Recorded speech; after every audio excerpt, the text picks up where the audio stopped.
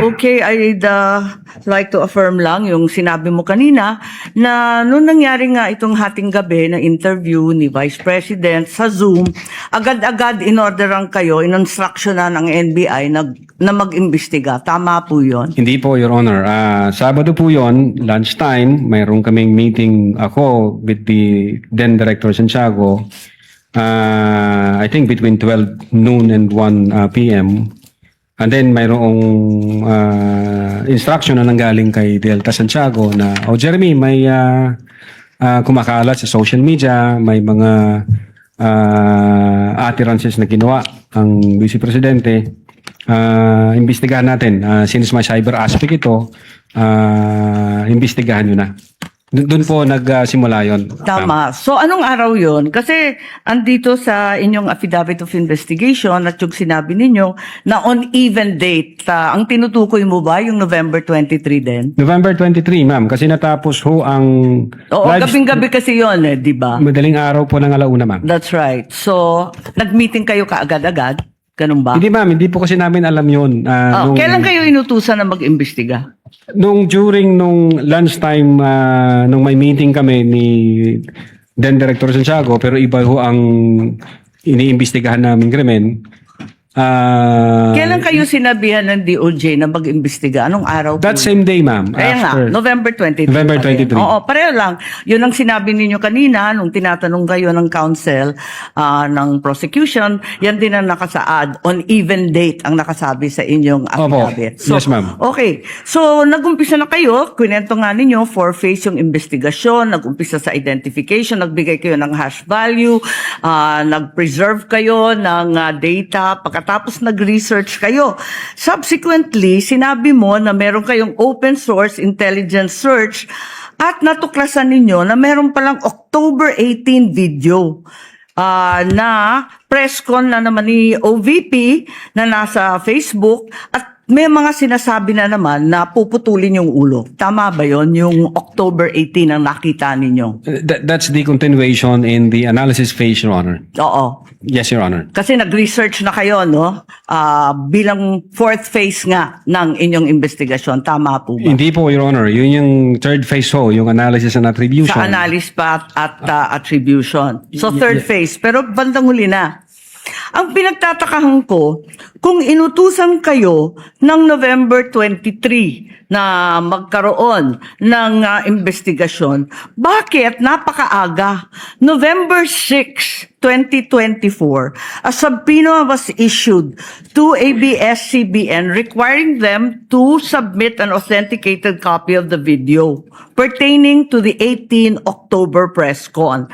Nandito to sa affidavit ninyo, nasa page 8, number 14. Kung inutusan kayo ng November 23, ang ibig ba sabihin, November 6 pa lang, minamanmanan na si Vice President? Iniimbestigahan na siya bago pa yung Zoom conference sa Kongreso?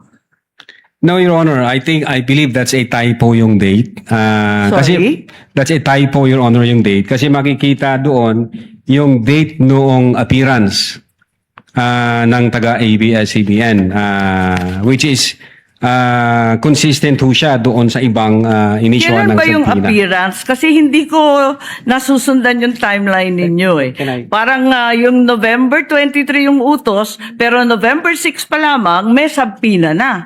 Ba't nagkaganon? Typo ho yan, Your Honor. Hindi ho yan November 6. Typo na naman katulad ng Department of Justice. No, Your Honor. If I may refer to my notes, Your Honor. Oo, pakita mo na lang sa akin kasi nahanap ko hindi ko masundan eh. You may do so, This Counsel. is page 6, number 14 po. November 6, 2024, subpoena to ABS-CBN.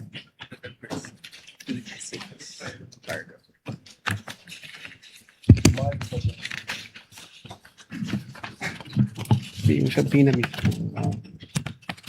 The subpoena itself. The subpoena itself. Wala naman yatang date na binibigay tungkol sa appearance ni Patria Morales at yung iba pang Meron po, taga-ABS. Your Honor, if I Pakituro lang have kasi the, hinahanap record po of the namin. subpoena.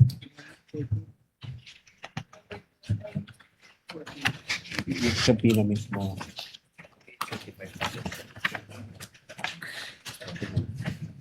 For information, the time of Senator Judge Marcos is over. Kindly. Yes, but he's still responding Of course, to the we same will wait for question the if you will response. allow. Siya po yung matagal, hindi tayo. We're only counting your the questions that you asked, not the answer. Neither are we counting the waiting time for the witness to answer.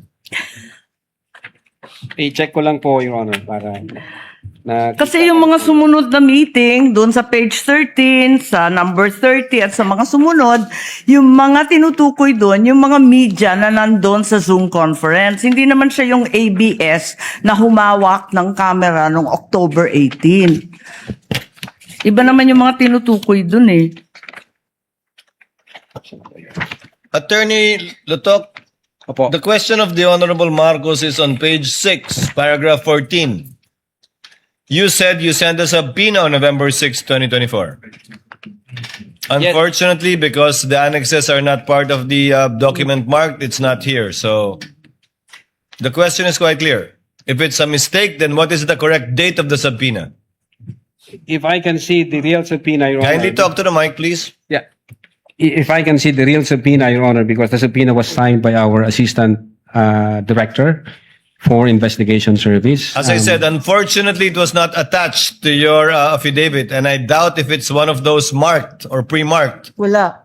by the counsel for prosecutors. As he said and admitted earlier, he did not or they did not mark all of the annexes in your affidavit. Yes, Your Honor. If I may, check ko lang po, Your Honor, para sigurado ho. Wala sa'yo ngayon. Inaanap ko po rito. Wala nga pong annex yan eh.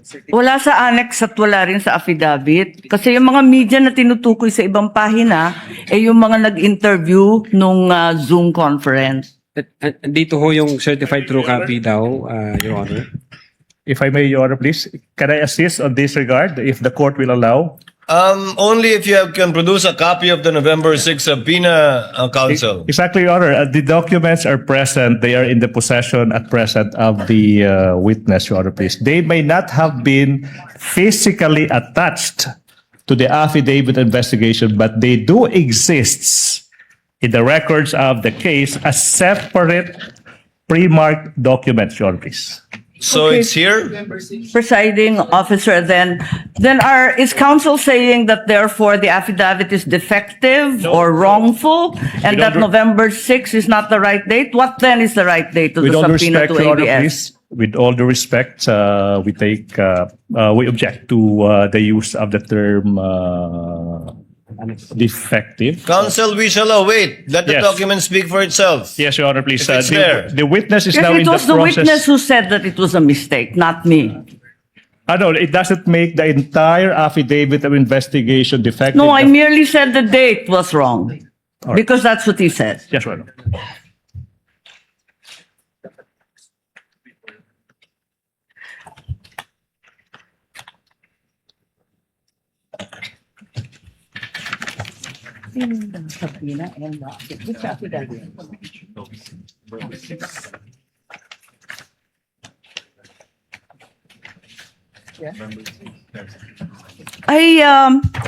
It's just been brought to my attention that in fact, presiding officer, two documents were issued on November 6. Not only the subpoena to ABS-CBN, but further the affidavit of investigation regarding the October 18 press con.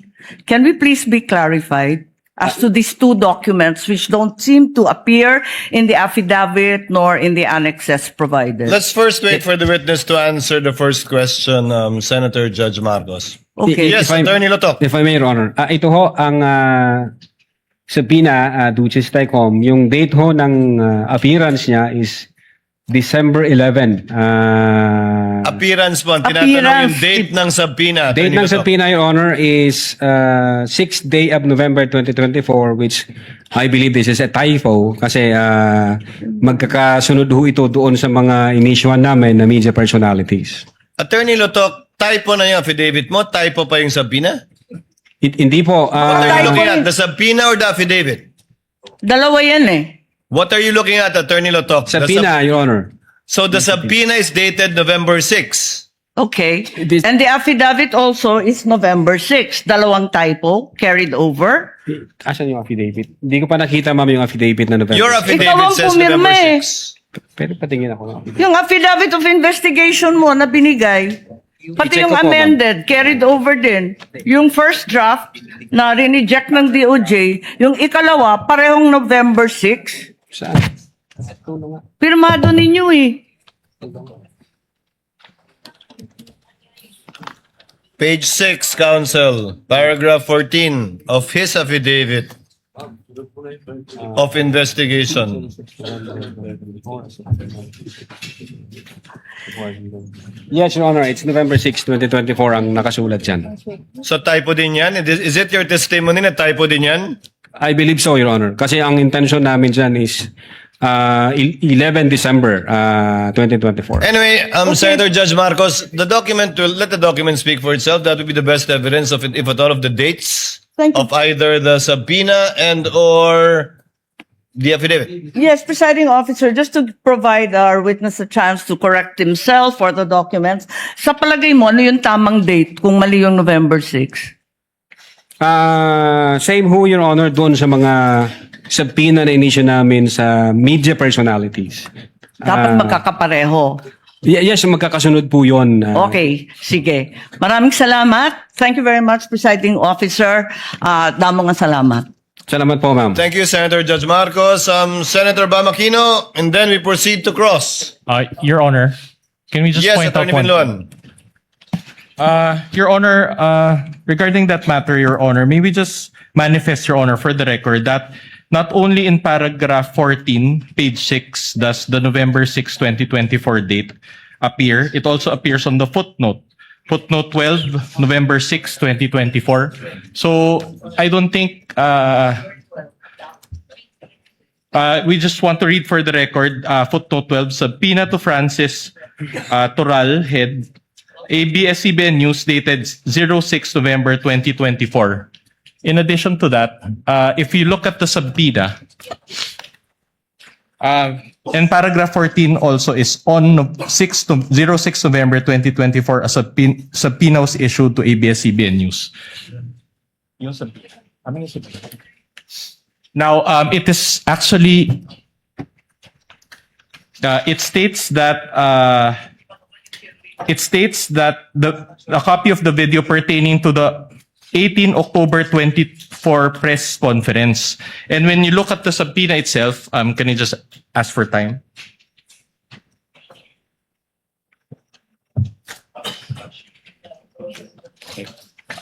The subpoena, if you look at the subpoena, there's an attachment, and the photo there contained therein actually pertains to the 18 October 2024 press briefing. So in other words, Your Honor, this is a substantive, this is not a mere typography. Objection, Your Honor.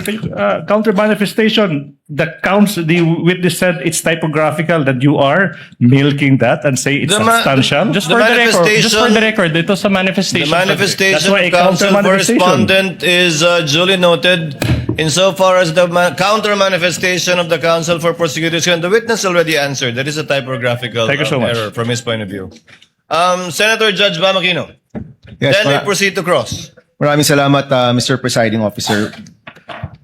So ito po yung continuation po to nung tanong ko kanina tungkol sa general denial tsaka specific denial. Pero bago yon, Attorney Venluan, let me ask Attorney Lotok. Kanina po, tinanong kayo kung bakit nyo tinuloy yung kaso, no? Why you continued with filing. Sabi nyo po kanina, hindi naman siguro siya magsisinungaling. Siya meaning the Vice President. Could you just quickly tell me, what do you mean by that? Hindi naman siguro siya magsisinungaling.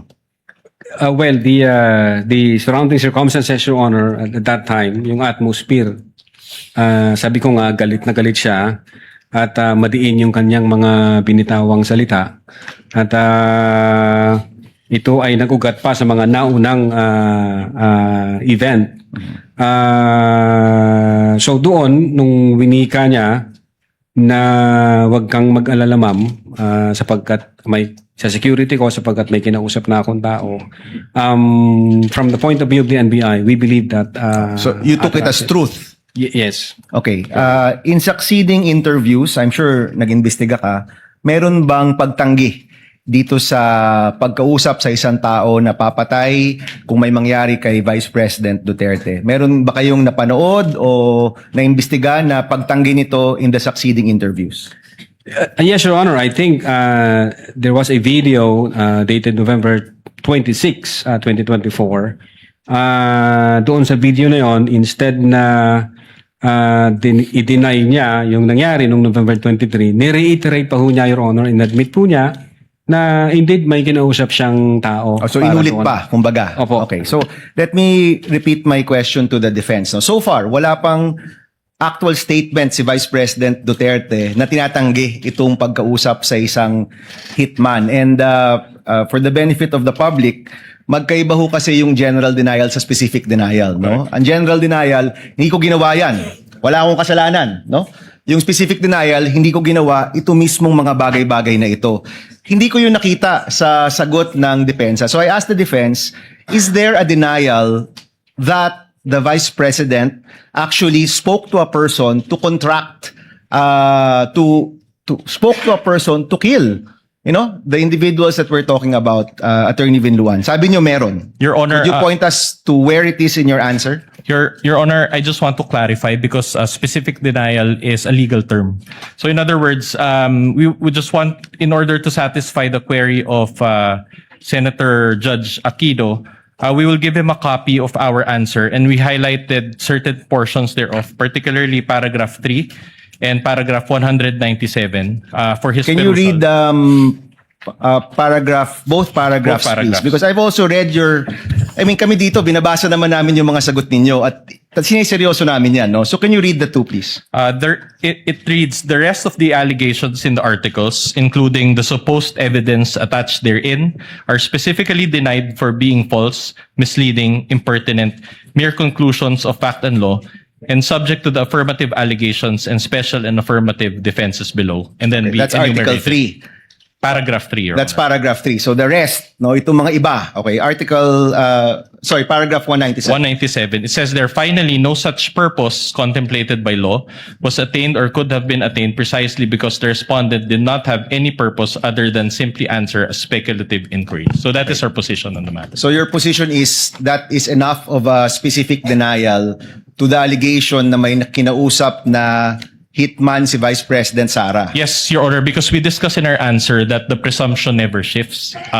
It is in light of our discussion that it is the burden of the prosecution to prove their claim, considering that according to our laws, he who alleges must prove. And so we just presented our arguments accordingly, Your Honor. Okay, so I'm sure, attorney, sa inyong summation, you will argue this, that the burden of evidence has shifted. Pero hindi nyo po na take into account na ito mismo'y galing sa Vice President natin. Your Honor, to clarify, the burden of proof is with the prosecution and not with the defense. In fact, Your Honor, according to our laws, even if we do not present evidence, if they do not overcome that threshold, Your Honor, then we believe that our client is Okay, entitled to. so ang sagot po nyo, and this is my final question, presiding officer, ang sagot po nyo, kailangan i-prove ng prosecution na merong hitman. And you're not denying that the Vice President spoke to a hitman. No, we are denying that, Your Honor. It's just that was our presentation in our answer. Okay, so for the record, you are denying that the Vice President actually spoke to a hitman na, in fact, ang sabi nga ni Attorney Lotok, hindi siya nagsisinungaling. Yes, Sinasabi nyo, actually, nagsinungaling siya at wala siyang kinausap na hitman. Yan Yeah. pong sinasabi ninyo. Yes, Your Honor. I don't know what's the frame of mind of Attorney Lotok, but that is our answer, Your Honor. Okay. That she denied. Maraming salamat, Attorney. Thank you.